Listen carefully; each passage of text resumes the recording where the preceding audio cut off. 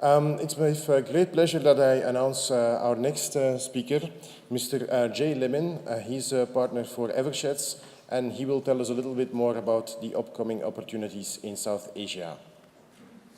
Well, first of all, thanks very much for having me here. I appreciate it's the last day of the conference, and you probably all have travel plans on your mind, so I'm glad you could make it.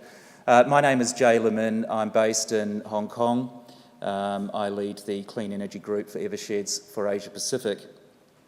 We have lawyers in Hong Kong, Shanghai, Beijing, and Singapore, and we also have a very extensive network of local law firms that cover 98% of the Asia Pacific region. So we are well placed for foreign developers who are looking to move into the region for the first time.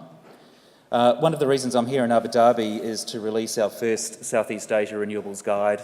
There are some hard copies over there, and I'd encourage you to pick up a copy if Southeast Asia is a region that you are looking at for your investment. And please, if you'd like a soft copy, please just let one of the Eversheds team know.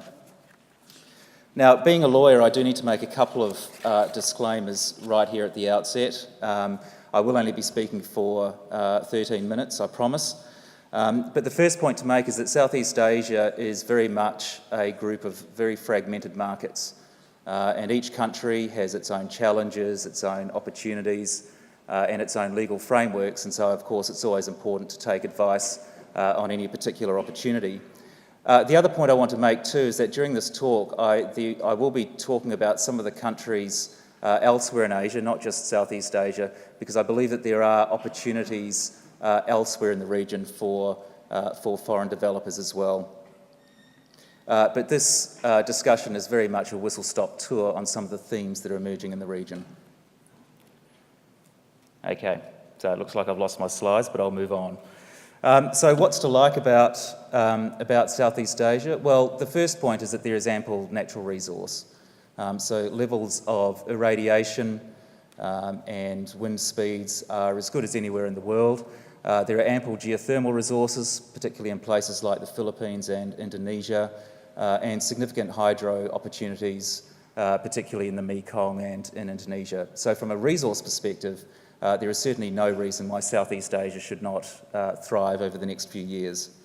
The next point is that there are very supportive government policies, or at least targets, that were set largely in the wake of COP21. There is some doubt in the region as to whether those targets are achievable within the timeframes that have been set by the governments, but at least it's an indication that there is general support for clean energy technologies in Southeast Asia. Another issue, of course, is around pollution. Pollution is now being seen not just as a nuisance in the region, it's being seen as having a cost attributed to it, both economic and also social. And governments, and it's not just Beijing, but also governments in Southeast Asia, particularly Indonesia and Thailand, are under increasing pressure from their populations to move to clean energy as a source of power. Another issue that is really shaping policy in the region is around energy security. There are a number of countries in the region, and Taiwan is a very good example. Taiwan has rolled out an offshore wind program based largely around concerns around securing their supply. So energy security has also become a theme that's really emerged down in Asia. In terms of the liquidity available, there are deep pools of liquidity available in Asia, both debt and equity, for well-structured bankable projects. When I first arrived in the region 10 years ago, the project finance sector was very much dominated by the American banks and the European banks. The American banks have largely retreated, mainly for regulatory reasons. The European banks retreated and now are back. But the Asian banks have really stepped up for financing in the sector. The Japanese banks are very strong, the Chinese and the Koreans. And so there is sufficient liquidity for US dollar funding. There is attractive tenors and attractive pricing for well-structured bankable projects. Southeast Asia is also an area where DFIs and export credit agencies are very active, and they are providing considerable support on a number of projects where there is an element of political risk or risk that governments aren't as committed to the sector as perhaps people would like them to be. And also local currency financing is very strong. So in a number of countries, and the Philippines and Indonesia and Thailand are all good examples of these, in a number of these countries where foreign developers are looking to do business, there are significant pools of local currency financing available for good projects. So what are some of the challenges in the region? Well, in some of the countries in Asia, there does remain a disconnect between government policy and actual regulation. There is a real concern around pricing in particular at the moment. Some of the pricing that's been achieved up here in the Middle East has not gone unnoticed in Asia, and it has resulted in some of the feed-in tariff schemes and some of the publications of feed-in tariff prices being suspended until utilities have a better idea of where they should be pricing these technologies. And some examples of that are Indonesia, the Philippines, and also Vietnam, that are sort of really holding their feed-in tariff schemes in place until they get a better understanding of the pricing. What that in turn means is that a number of those opportunities developing in those countries are more around the bilateral PPA markets rather than the feed-in tariff scheme markets. Another example of the disconnect that we are seeing in a number of countries is really around the public sector.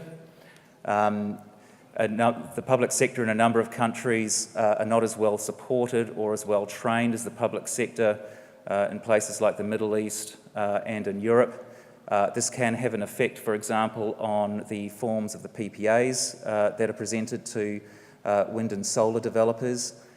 It would not be unusual in Asia for a wind or solar developer to be presented with a PPA that is not fit for purpose, but which has been used for some of the conventional power programs. This is an area where some of the DFIs in the region are really taking an active interest and in a move which is really welcomed by the sector, are spending much more time training and upskilling some of the local ministries. Another issue is really around the coordination between different government ministries. We see this in a number of countries. This can have an effect on the permitting and the amount of time it takes for permitting to be in place for different projects. Indonesia has addressed this fairly recently by setting up a one-stop shop under BKPM to help coordinate the permitting process. This is a move that's been really welcomed, and we're expecting that to be adopted by a number of other countries in Asia. Another issue which really shows a certain level of disconnect is the level of regulation.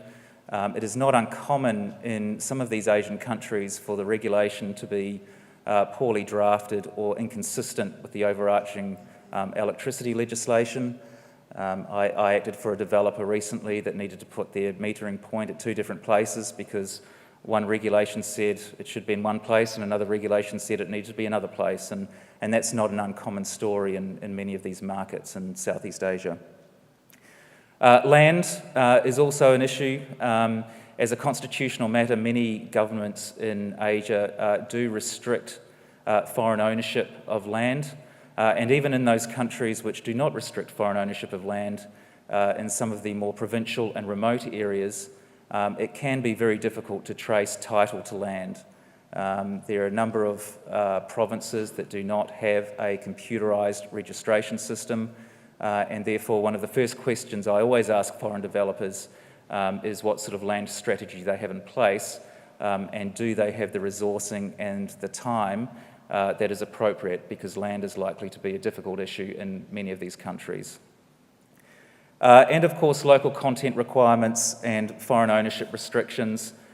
You'll find those in a number of countries. The Philippines is a good example, which requires 60% local ownership. It's something that the local authorities are more exercised about now than perhaps they used to be. And even in some of those countries where 100% foreign ownership is allowed, Vietnam is a good example of that, it can be very useful to have a local JV partner or somebody on the ground who's able to deal with the regulators, both at a national and provincial level, to address some of the concerns that I mentioned earlier. So where are the opportunities for international developers? Well, technical expertise is obviously an important one. Renewable energy is still fairly nascent in Southeast Asia. A number of countries in Southeast Asia are dominated by large local conglomerates or family-owned groups which have strong experience in conventional power and are now looking to renewable technology, but who do not have the experience or the expertise to be able to implement. So there are opportunities there for foreign investors, particularly those who can bring their own EPC solutions and their own funding. Understanding and, more importantly, pricing risk. Foreign developers who tend to do well in Southeast Asia are those who are able to appropriately price risk. Innovative solutions, so some of the conversations around battery storage and in particular distributed generation are going to be very helpful in places like Indonesia, which consists of a large number of different grid networks, and there are a number of other grid networks around Asia that are frankly fairly creaky and could do with some of these solutions. And so foreign developers that can bring knowledge and technology in these sort of areas do tend to do well in Asia. And just a very whistle-stop tour around where we are seeing some of the opportunities, and again, this is just more of a personal view. We're seeing opportunities in the Philippines and in Indonesia, mainly in the direct PPA market, rather than the feed and tariff schemes, although there will be some pricing released hopefully shortly. We're seeing a lot of interest in Bangladesh at the moment, and I know that there is a large Indian contingent here at the summit. I think Bangladesh could be a very interesting market. The pricing is very attractive. Obviously, land is a big issue in Bangladesh, but we think that should be on investors' radar screens. We're also seeing movement in Vietnam, although EVN risk does remain an issue. Thailand has more renewable power than any other country in Asia, although it does tend to be very much a locally dominated market, and it can be difficult for foreign developers to break in. Myanmar is perhaps more of a medium-term option, but we also are seeing significant opportunities in Taiwan. Taiwan has developed an offshore wind program. We're seeing a number of solar opportunities because the administration there is very supportive of the sector. And don't forget China.